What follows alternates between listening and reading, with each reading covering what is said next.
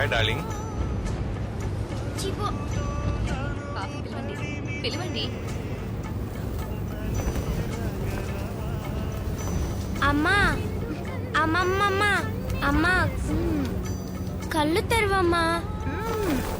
Disturb చెయ్యొద్దు Sushmita. Disturb చేస్తాను. సరియా, okay.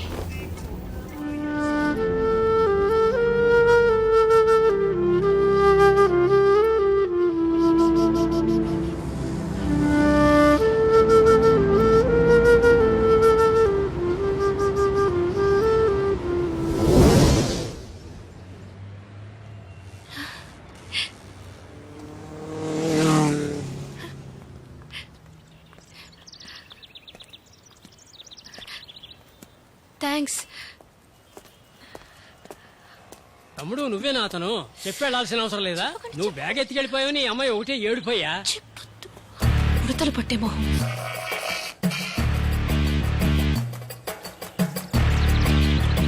Sorry.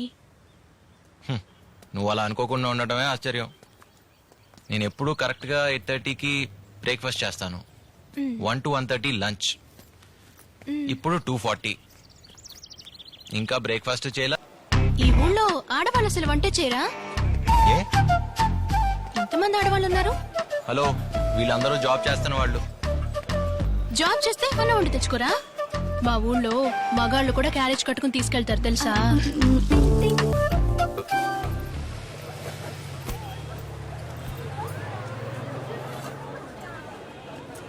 Yes sir. Yes, ఏం తీసుకుంటారు? 2 మీల్స్.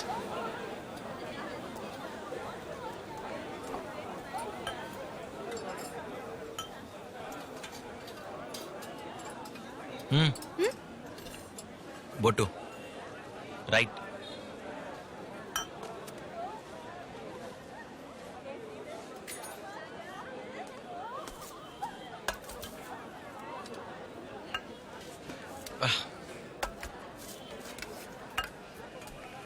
మనం ఇంటికి వెళ్లే లోపు అక్క వచ్చేస్తుందట. డైరెక్ట్ ఆటోలో వెళ్ళిపోదామా? ఇంకా భయం పోలేదా? లేదు, మొదట్లో మిమ్మల్ని నమ్మలేదు, అందువల్ల భయం లేదు. ఇప్పుడు నమ్ముతున్నాను, అందుకని భయంగా ఉంది.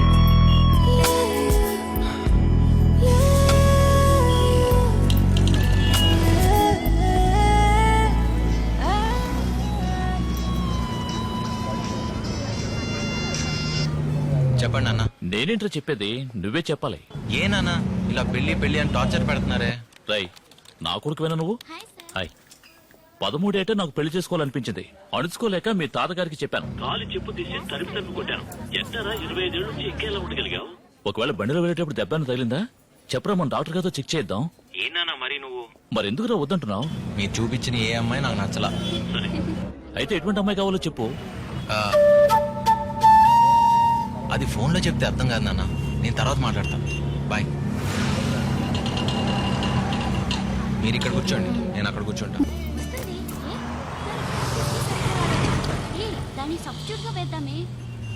ఇక్కడే దిగాలి.